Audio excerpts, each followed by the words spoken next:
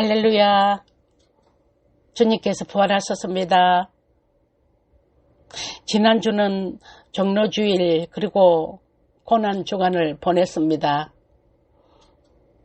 예수님은 공생애를 마치고 예루살렘을 입성하시면서 본격적인 십자가의 고난을 받게 됩니다.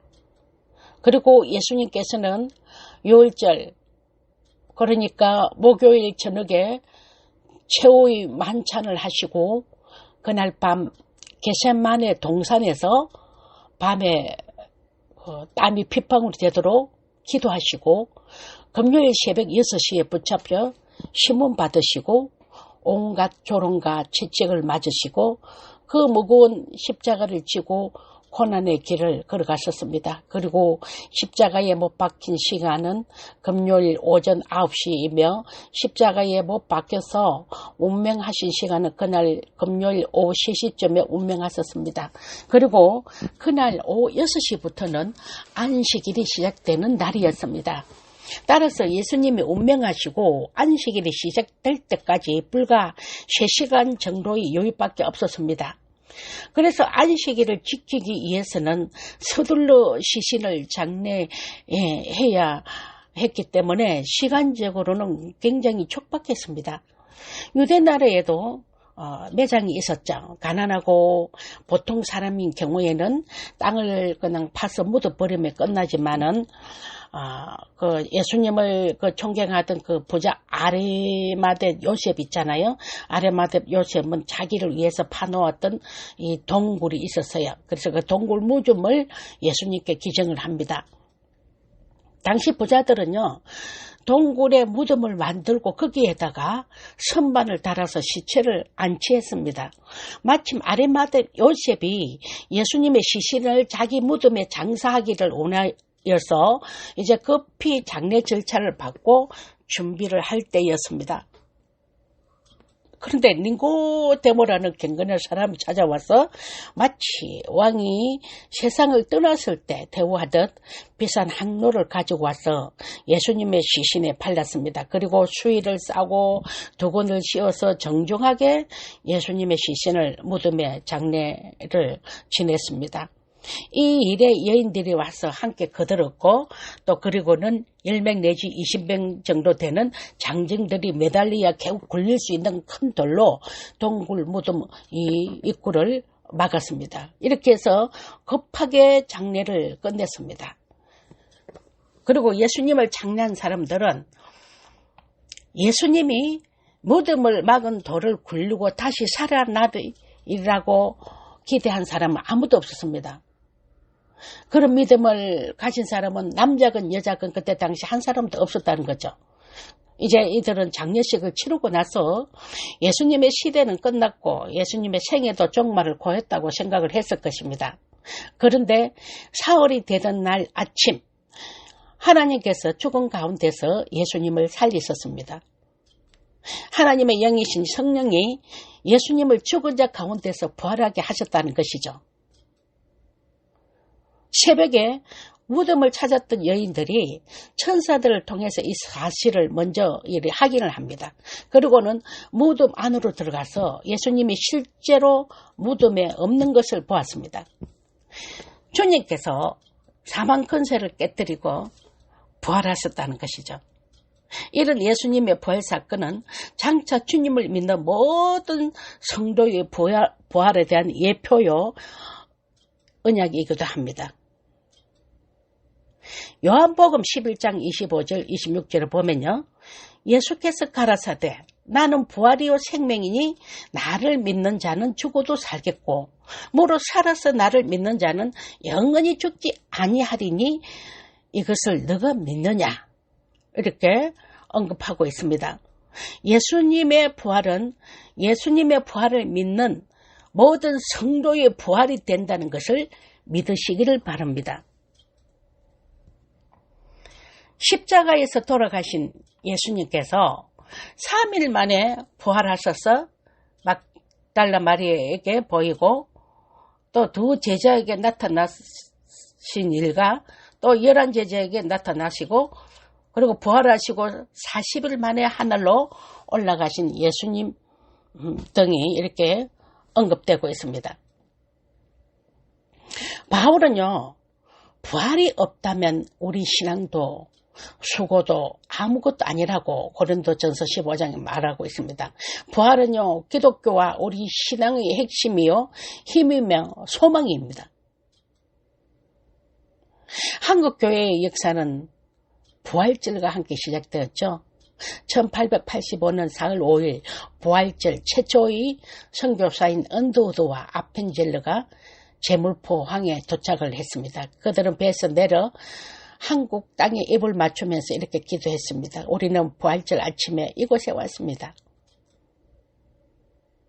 그날 사망의 근세를 이기신 주님께서 이 백성을 얼굴 맨 결박의 사슬을 끊으사 하나님의 자녀로서의 자유와 빛을 주옵소서. 이렇게 기도를 했습니다. 이렇게 부활절날 들어온 복음은 한국 땅에 그 하나님의 그 복을 가져다 준 날입니다.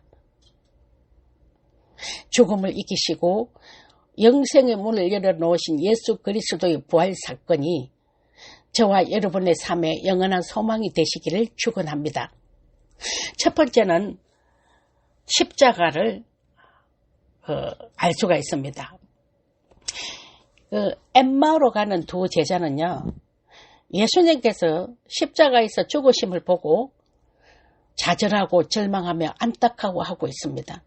본문은 실망과 절망에 빠져 엠마오로 가던 두 제자가 처음에는 예수님을 낯선 사람으로 생각했다가 마침내 부활하신 예수님이심을 깨닫고 예루살렘으로 돌아와 사도들과 신자들에게 부활을 정언하고 있는 것을 기록한 것입니다. 오늘 본문을 보면 13절부터 24절에는 엠마오로 가던 두 제자와 예수님 사이의 대화가 나옵니다.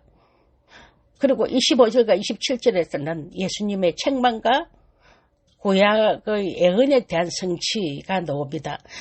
28절과 31절에서는 예수님과 이 식탁에서 교제하던 중 두 제자의 눈이 열린 사건이 있습니다. 32절과 35절에는 두 제자가 예루살렘으로 돌아와 예수님의 부활을 증언하는 사건으로 나눠주고 있습니다. 본문에서 중요한 사실은 엠마오로 가던 두 제자가 부활하신 예수님을 만났는데도 그분을 알아보지 못한 이유가 그들이 예수님의 순환과 십자가 처형 사건을 그분의 순환 예언의 성취로 보지 못했기 때문이라는 점입니다.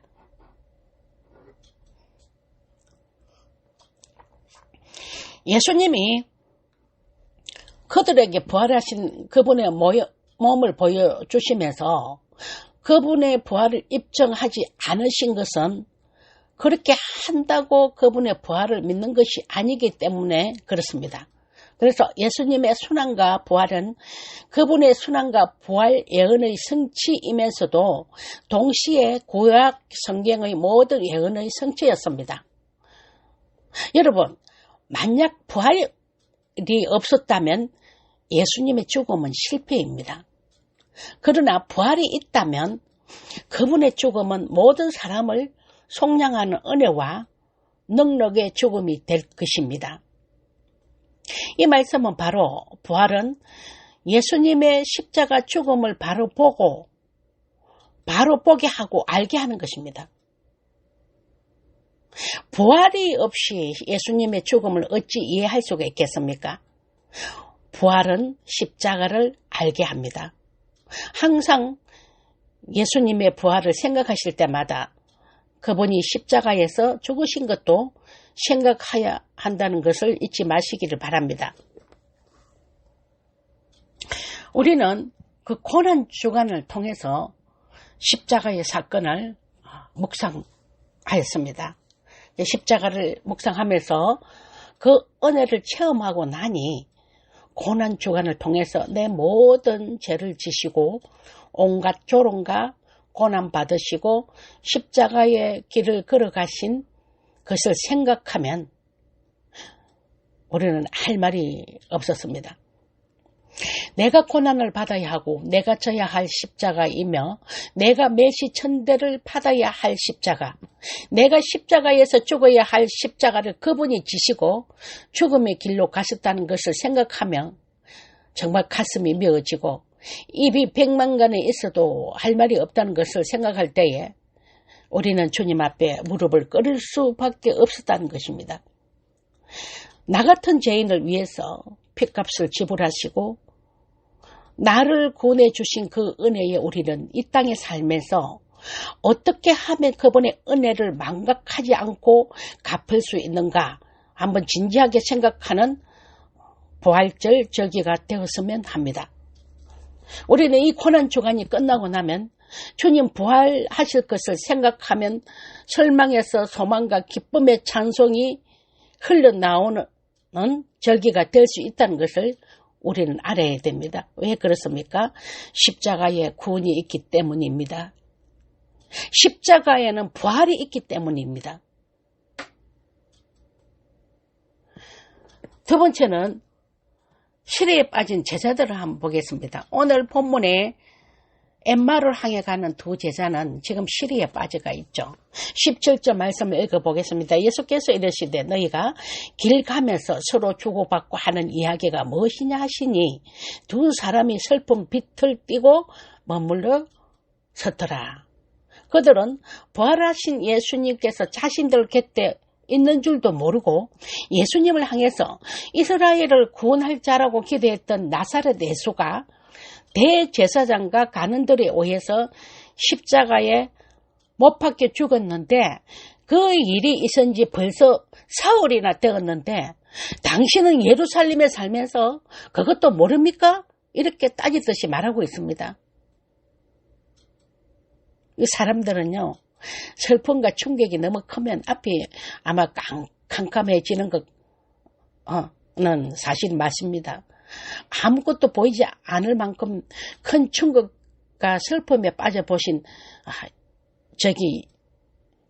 여러분들 여기에도 많이 있으리라 믿습니다. 여기 본문에 나오는 제자들이 그랬습니다. 그들은 예수님과 3년간을 동거동락하면서 예수님께서 행하시는 엄청난 영역들을 직접 목격을 했습니다. 예수님이 가시는 곳마다 병든 자가 치유함을 받고 소경이 보고 안전뱅이가 일어나 걷고 벙어리가 입을 열어 말을 하고 더러운 악한 귀신들이 떠나가며 죽은 자가 살아나는 등 초자연적인 역사가 일어났었습니다. 그들은 오랫동안 기다리던 메시아가 왔다고 생각을 했고 또 이스라엘을 구속할 자라고 굳게 믿었습니다. 뿐만 아니라 예루살렘에 입성할 때는 수없이 많은 사람들이 종려나무 가지를 흔들면서 자신들의 옷을 길에 깔아주면서 호산나 다윗의 자손이여 우리를 구원하소서라고 환영할 때는 이제 금방이라도 주님의 나라가 세워질 것 같아 보였습니다. 근데 제자들은 3년간을 함께 다닌 특권으로 그분이 세우시는 메시아 왕국에서 중요한 자리를 차지하리라는 기대로 또 부풀어 있었을 것입니다. 그런데 예수님께서 예루살렘에 입성하신 닷새도 못 되어서 대제사장과 로마의 군사들에 의해서 붙잡히시더니 말 한마디 못하고 매를 맞고 침뱉음을 당하고 조롱을 받고 재책에 맞으시고 이리저리 끌려다니면서 재판을 받아서 십자가에서 힘없이 죽어 가는 것을 보았습니다. 비록 제자들은 저 살겠다고 모두 도망을 쳤지만은 예수님께서 십자가에서 죽었었다는 사실은 제자들에게는 너무나 큰 충격과 슬픔을 안겨주었습니다.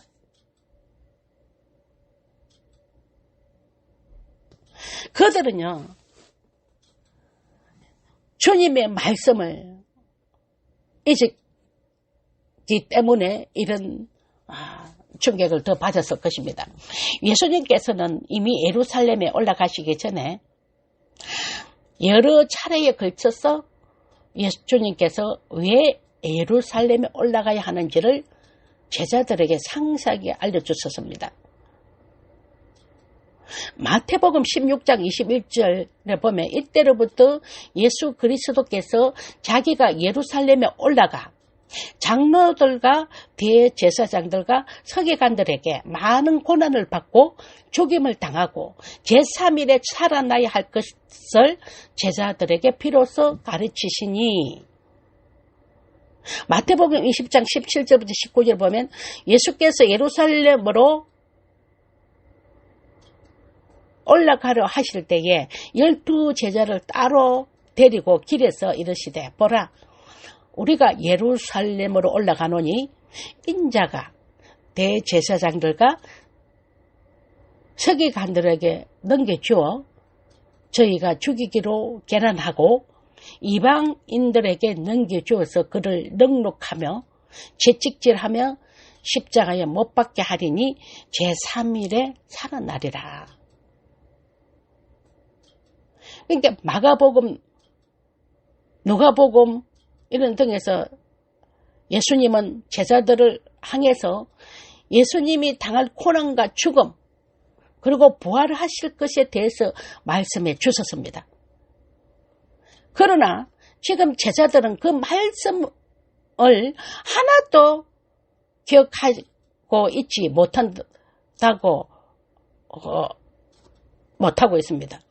지금 막상 예수님께서 말씀하신 대로 이루어졌는데 그때 주님이 하신 말씀은 하나도 기억이 나지 않는 것입니다.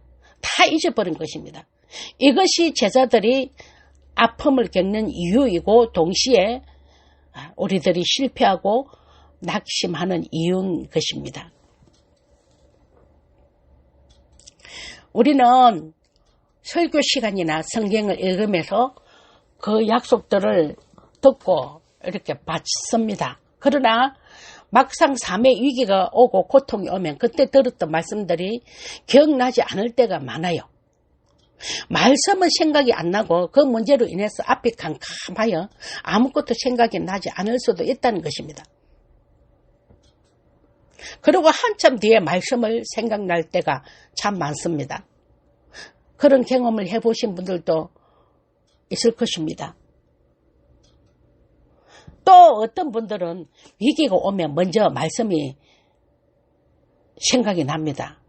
그리고 그 말씀에 힘을 얻고 위기를 뛰어넘기도 하죠.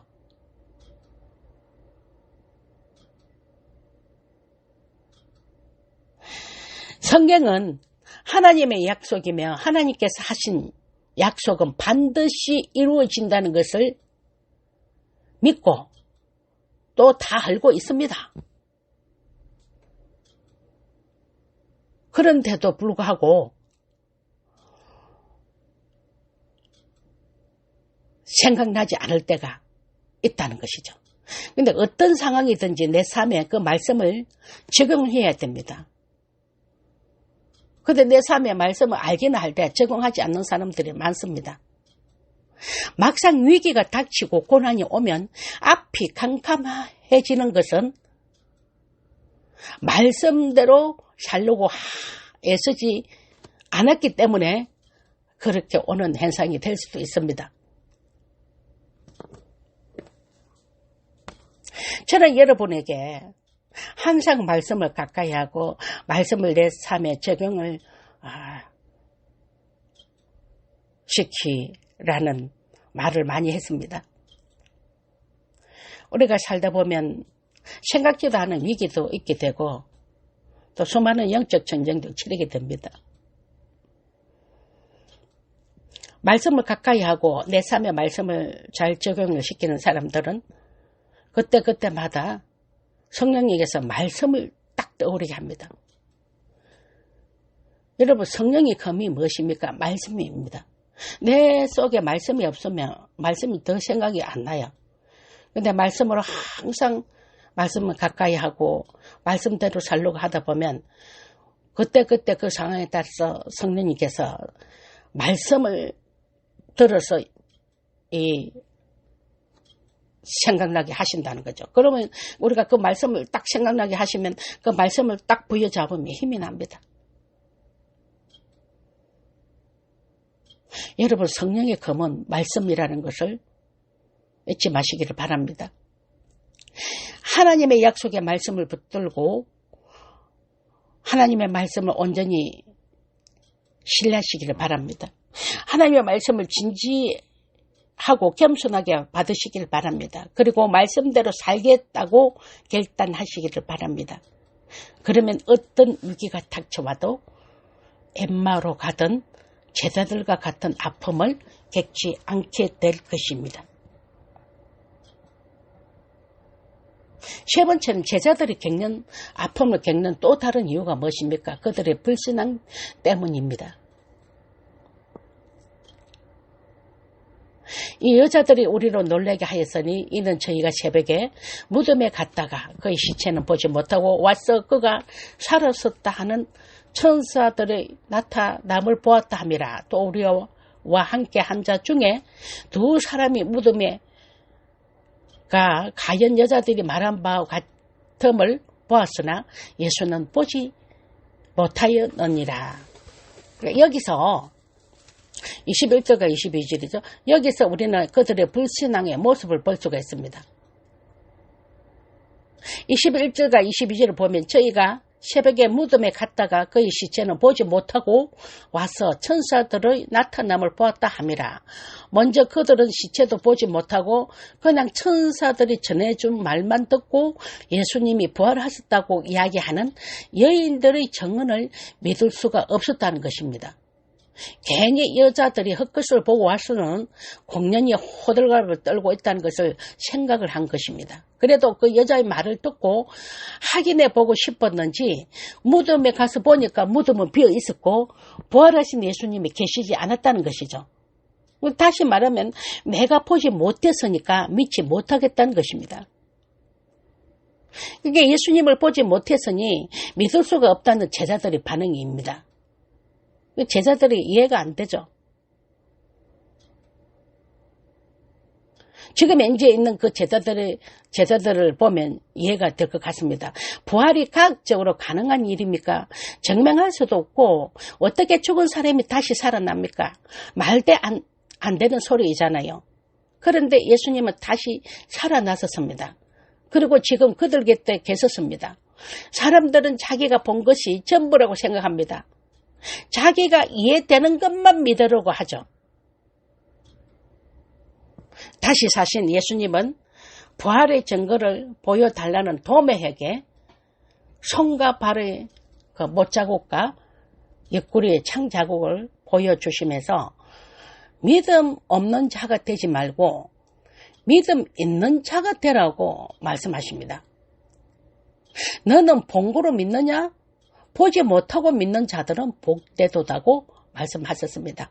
25절과 26절의 말씀을 보면 주님은 제자들을 향해서 가라사대 미련하고 선지자들의 말한 것을 마음에 드디 믿는 자들이여 라고 책망하시는 모습이 나오는데 우리는 부활하신 주님을 본 적이 없습니다. 그러나 성경에 있는 하나님의 말씀과 믿음의 선진들이 증언을 통해서 그리고 역사의 증언을 통해서 예수 그리스도가 부활을 하셨다는 사실을 믿습니다. 믿어집니다. 우리를 위해 고난을 받으시고 십자가에서 물과 피를 흘리고 죽으신 예수 그리스도는 다시 살아나셔서 지금 우리 곁에 계십니다. 부활하신 예수 그리스도가 여러분에게 영원한 산 소망이 될 줄로 믿습니다. 네 번째는 이 일의 정인이라고 말씀하셨습니다. 예수님은요, 엠마오로 가는 두 제자를 만나 주셨고 성경에 나오는 모든 고난과 영광에 대한 말씀이 바로 그리스도에 의해 성취되었음을 말씀하셨습니다.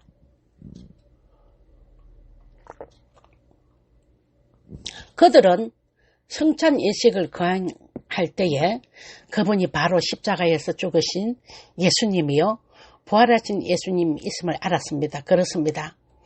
예수님의 부활이 예수님의 죽으심을 이해하게 되고, 그러기에 성경 전체를 이해할 수 있는 영안의 눈이 뜨게 됩니다. 이것이 부활에 주는 또 하나의 힘입니다. 여러분, 예수님의 죽으심과 부활의 관점으로 성경을 보시기를 바랍니다. 모든 성경 말씀이 바로 예수 그리스도에 대한 말씀입니다. 또 그분에 의해 성취되었음을 알게 될 것입니다. 여러분, 성경을 구속사적 관점으로 보면 이해가 됩니다. 여러분, 기독교의 핵심은 십자가와 부활입니다. 그리고 십자가가 없이는 절대로 부활이 없다는 것을 우리는 알아야 합니다. 십자가와 부활은 뗄래야 뗄 수가 없어요. 본문 46절을 보면 그리스도가 고난을 받고 제3일에 죽은 자 가운데서 살아날 것을 언급하고 있습니다. 너무 앞서가는 분들은요, 십자가 없이 부활선 신앙만 자랑하고 강조하는데, 십자가를 통과하지 않고는 부활을 있을 수가 없다는 것을 아시기를 바랍니다. 여러분, 십자가에서 죽으심으로 다시 살아나셨다는 것은 사망에서 생명의 부활로 예수님께서 다시 사셨다는 것입니다. 예수님께서 축사하시면서 떡을 떼어 그들에게 주실 때에 그들의 눈이 밝아져 가지고 부활하신 예수님이심을 깨닫게 되죠. 그리고 제자들은 가슴이 뜨거워지면서 믿어지지 않았던 예수님의 부활이 믿어지기 시작했고, 그들은 즉시 일어나서 예루살렘으로 돌아가 이 부활 소식을 전하게 됩니다. 이 초대교회 사도들의 설교의 핵심은 뭐냐면 십자가와 부활입니다.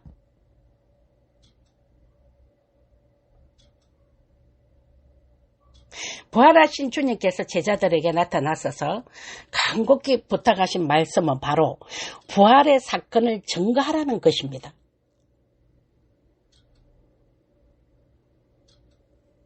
구세주로 오신 예수님은 십자가에 못 박혀 죽으셨지만 그는 성경의 약속대로 다시 살아나셨다. 이 사실을 온 천하에 전파하는 일을 위해서 제자들을 세상에 남겨두신 것입니다. 46절과 48절의 말씀을 보면 또 이르시되 이같이 그리스도가 고난을 받고 제3일에 죽은 자 가운데서 살아날 것과 또 그의 이름으로 제사함을 얻게 하는 회개가 예루살렘으로부터 시작하여 모든 족속에게 전파될 것이 기록되었으니 너희는 이 일의 증인이라. 우리 역시 이 일의 증인이며 부활의 증인이며 땅끝까지 부활의 증인이 되라고 우리를 구원하셨다는 것을 믿으시기를 바랍니다. 결론을 맺겠습니다. 예수님의 부활은 우리의 소망이요 기쁨입니다. 그래서 부활 소식을 전하지 않을 수가 없습니다. 누가 하라고 해서 전하는 것이 아닙니다. 견딜 수가 없고 마음이 뜨거워져서 어떻게 할 수가 없어서 전하는 것입니다. 바울은요, 부활하신 주님을 직접 본 적이 없지만은 다메섹 도상에서 그분의 음성을 듣고 완전히 철저히 깨어집니다.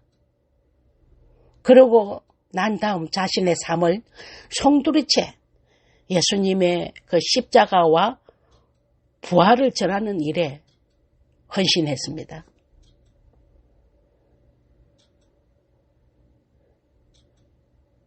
지금은 비록 복음이 많이 또 변질되었다고 하지만은